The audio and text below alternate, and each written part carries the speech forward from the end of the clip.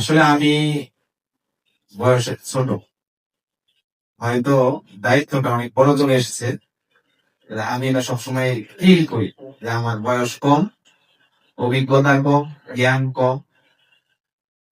আমাদের দেশে যারা আইন প্রণেতা হবে তাদের ৫টা ১০টা ডিগ্রি থাকলে আমার কাছে মনে হয় যে এটা মানায়। কিন্তু এমন একটা কালচার হয়ে গেছে এই দেশে, আমরা এরকম কম শিক্ষিতরাও এরকম আইন প্রণেতা হয়ে যাচ্ছি। ভাষাটা কিন্তু তাই নাকি? এমপি বলে তো আইন প্রণেতা, ল মেকার। এই জায়গায় আমার মতো এরকম দুর্বলরা ল মেকার হয়ে যাচ্ছে আর কি। খুব ফিল করছিলাম আর কি সংসদ ভবনে যখন প্রথম ঢুকলাম আর কি। লাইব্রেরি থেকে শুরু করে যে ফেসিলিটিস গুলো ওখানে আছে এগুলো যখন খোঁজ খবর নিলাম, মানে খুব অসহায় বোধ করছিলাম আর কি। যে আমার একটা পিএইচডি থাকতো, অথবা আমার এরকম বিশেষ দুটা মাস্টার্স থাকতো। হ্যাঁ, আমি একটা এমবিএ করেছি, কিন্তু ওইটা আমার পার্সোনাল নিডস এর জন্য। আমি বিজনেসে কিভাবে কি করবো সেটার জন্য এমবিএ করেছি। মাস্টার্স করেছি রেগুলার। আমি এই লাইনে হাঁটতে চাচ্ছি বা এরকম বিষয়গুলো নিয়ে কাজ করতে চাচ্ছি, এরকম লাইনে আমি কি কি পড়ালেখা করেছি, মানে অসহায় বোধ করছিলাম আর কি। মনে হচ্ছিল যে আমি এখানে না আসলেই ভালো হইতো, আরো অভিজ্ঞরা এখানে যাওয়া দরকার ছিল।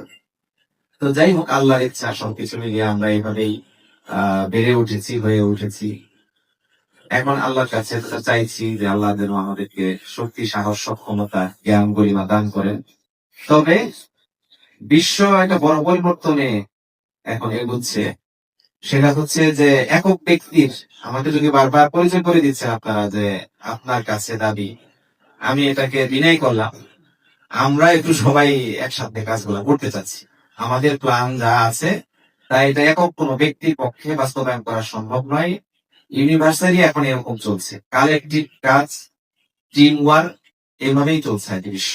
তো আমরা যদি এই টিম ওয়ার্কটা করতে পারি, যেহেতু কাজটা আমাদের সবাই, এই যে দেখেন যে এখানে যে 5টা কথা আপনারা 5টা দাবি আকারে লিখেছেন, আমার যে ইশতেহার পরিকল্পনা বা আমাদের যে ইশতেহারটা লিখেছি আমরা, সেখানে কিন্তু ভেঙে লিখলেও এই কথাগুলাই ওই ইলাবোরেট করা হয়েছে, সাবজেক্টিভ করা হয়েছে, আরো কিছু ভাগ বাটোয়ারা আছে আর কি, বাট কথা কিন্তু বেসিক এইগুলাই আর কি।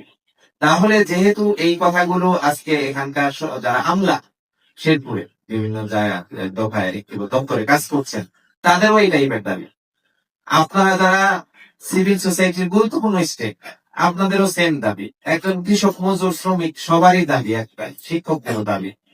তাহলে আমরা সবাই একই দাবিতে, একই প্ল্যান বাস্তবায়নের জন্যই তাহলে হাঁটছি। তাহলে আমার কাছে মনে হয় আর কি, যখন ফিল করছিলাম ওইখানে যে আমি তাহলে এত বড় দায়িত্ব কেমনে পালন করবো, আমি আবার তখন এখানে চলে আসছি, মাথাটা এখানে পাঠিয়ে দিয়েছি যে সেই পুটটাকে তাহলে আমরা একটু দেখি, অবজার্ভ করি। তখন দেখলাম যে এখানে যারা আছে সবার দাবি একই, আমি যেটা করছি সে একই।